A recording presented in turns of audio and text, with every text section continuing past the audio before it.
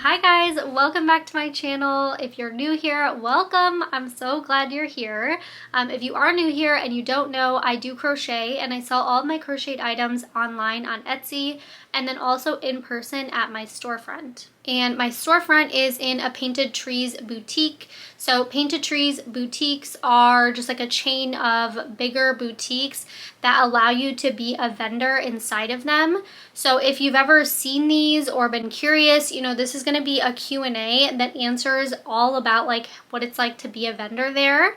And I get so many questions from crocheters and then also people that are just interested in, you know, selling at a Painted Trees boutique. So I'm happy to be making a video to answer all of your questions. I know I was a little nervous before I signed up and I didn't really understand how it worked and everything, but I didn't want to ask the employees because I was nervous. So this is for my nervous Nellies, my anxious girlies. I'm here to help you. Okay, but these questions are from a Q&A box that I put on my Instagram. So if you didn't get to put your question in to the Q&A box, just leave a comment down below, or if for some reason I don't answer your question, just comment down below and I'll go through them. But we are going to start with a very broad one, so I might touch on a few other questions kind of combined in it, but I feel like it's the one everyone wants to know, you know? How does it work? Do you have to be there to sell stuff? Okay, so I'm gonna say you do not have to be there to sell stuff. So it's not like a market where you are like the employee and you're checking people out. Painted Trees boutiques has their own staff and they have their own POS systems and everything. You have to follow the rules with your inventory, like follow how they do inventory there, to be able to have the staff check customers out with your stuff. Nothing crazy, it's super easy. I'm going to touch on it in a minute, but basically they will check everybody out for you. You don't need to be there. Other questions, because I feel like how does it work is pretty broad. How does it work? It's a pretty big store. If you've never been in one, there's a lot of vendors. My store probably, I'm not even going to give you a number because I'm horrible at stuff like that, but like aisles and aisles and aisles of little shops. They're all, not all handmade. They're all just curated and, you know, created by these little small business owners, but they're not all handmade. So some of them just resell, which is really cool too, just because you can kind of curate your own shop. Okay, next is how do you know what you have sold? So this is kind of where I'm touching on the inventory portion. So you will, like let's say I've made 15 items and I want to take them all to the shop at the same time. So I would go into my online portal that they will, you know, set you up with, and it's a system that they use. I will add every item and I will add like the name and the price and how many I have. So you can do multiples too. Like you can set like 3 crochet bears or whatever, and then you'll set a price for them. And then when you get to the store, you know, you will have submitted all that on your phone. When you get there, you will ask them for your barcode labels and they will print a sheet of the most recent like upload that you did of barcode labels. And the barcode labels are like, you know, this big, and you will need to find a way to put those on your items. So if you're reselling like clothes or something, you're gonna have like tags. If you leave the tags on them, like a lot of people leave like name brand tags like Levi or whatever, and you'll put the barcode label on there. For me, mine are all handmade, so I had to find a way to tag them just like you would at a market. So I made my own custom labels at home. You could probably get them done at like a print shop or something if you don't have a printer or whatever. And then I just put the barcode label on the back there, and my label has like my logo, my QR code with my social media, my Etsy, and then on the back is the barcode label. So someone will bring it up to the front, they will check them out with it, and then you will see that sale in your online portal. So there's like an activity page. You can see the sales that you've made. You can kind of group it to be monthly, yearly, stuff like that, and then you'll just kind of see the numbers update. You can also see what kind of fees they take out. They do take out a fee. You know, they're bringing customers in for you. They're making these sales, you know, happen for you. So obviously they take out a fee. I'm not going to say what it is in the video because I literally can't remember and I don't want to scare you guys if I say the wrong thing. So you could probably look this up online, I guess. I'm not sure.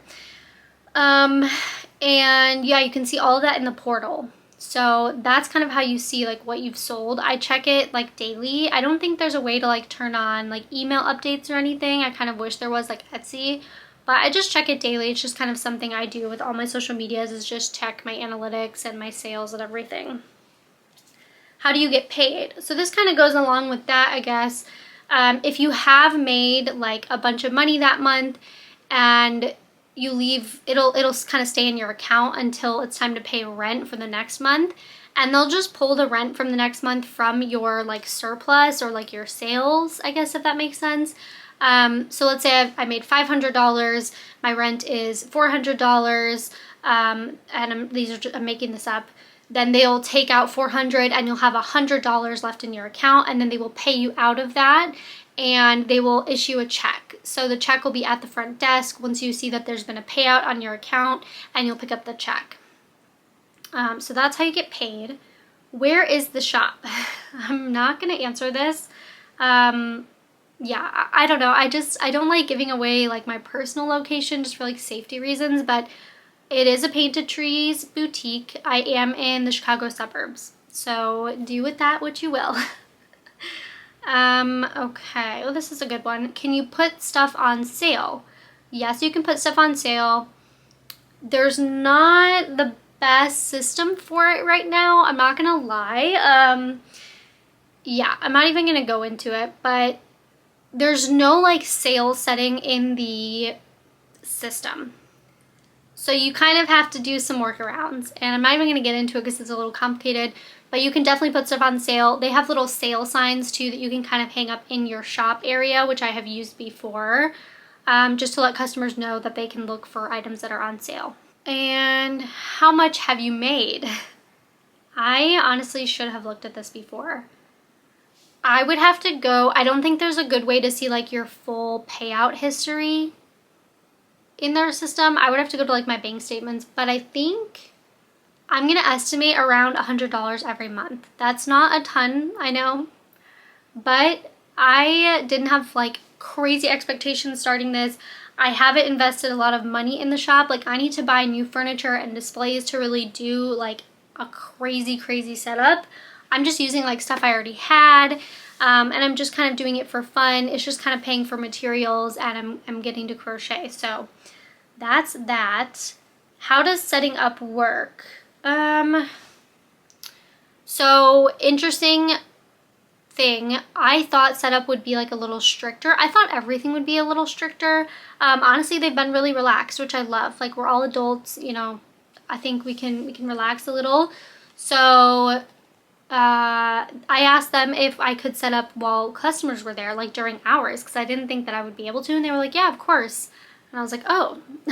So I guess like it's probably good for them to like for them to see, to have customers see vendors there, because it reinforces like full circle for them, and customers that go there to like support handmade businesses do that, but then I don't know that they really ever meet the owners or see, you know, so it's good for them, for us to be there, I think, for Painted Tree boutiques. You can set up whenever you want. I wanted to do like weeknights just so there was like less people, but I ended up doing weekends and it was fine. Nobody looked at me that weird, but like I realized later I could have put everything in the cart and like wheeled it to the back. My booth is in the back, and it would have saved me a lot of trips and time, but I didn't think of that. So use a cart, or if you have like a wagon, but like they have carts there, use the cart. Other than that, they did mention, listen to this, they said if you're gonna do like a wooden, like a custom wooden frame roof thing for like your shop, because like above the shops is just like a, you know, HVAC, and you can kind of make your shop feel more enclosed. It's not like a full roof, but a lot of shops have it where it's like, there's like a word that I'm thinking of. Might be a pergola. I don't know if that's correct. But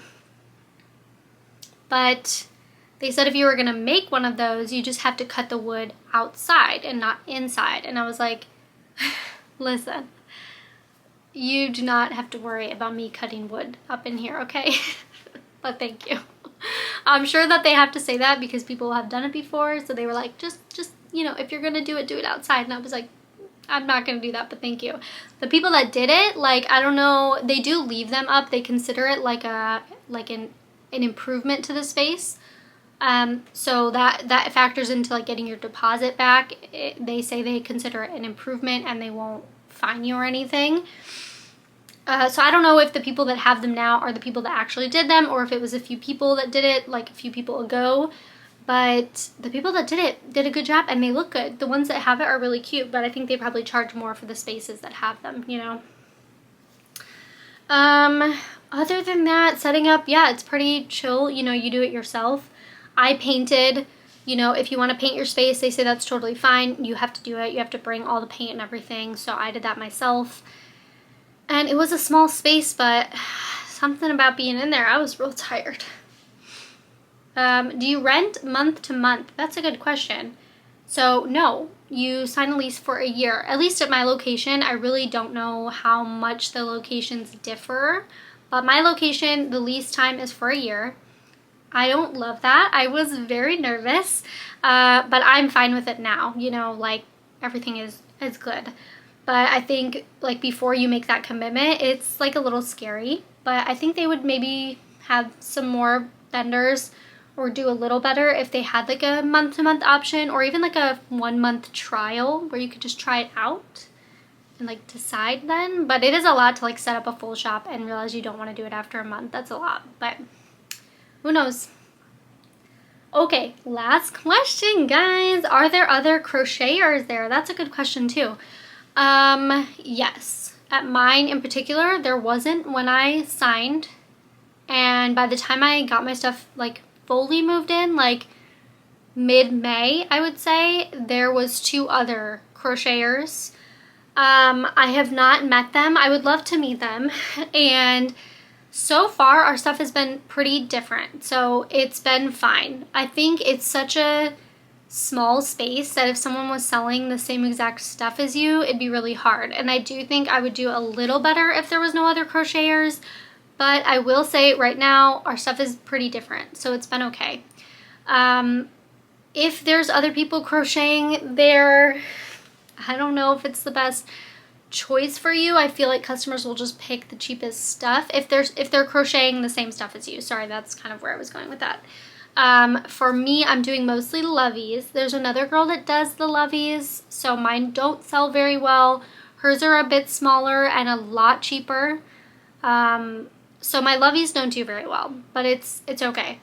My other stuff, like my small stuff, does well. And that girl in particular, like she has gorgeous like welcome signs.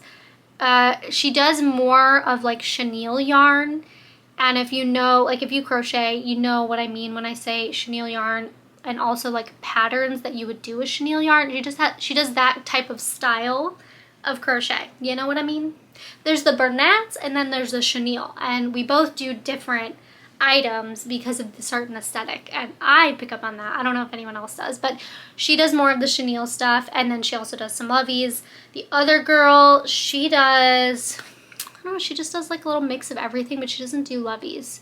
She had like some pillows, you know, definitely amigurumi, not wearables, but just like different stuff, you know? I don't know. But anyway, I think that was everything. This was super fun to film for you guys. I hope it was helpful, informative. If you are considering, you know, being a vendor at a Painted Trees boutique, I hope, you know, this answered some of your questions. In case you are nervous to ask, it's okay. Definitely leave more questions in the comments. If there's something I didn't answer well or didn't answer for you, I'm happy to answer it. And then other than that, thanks for watching to the end. I hope to see you guys in one of my next videos. Bye!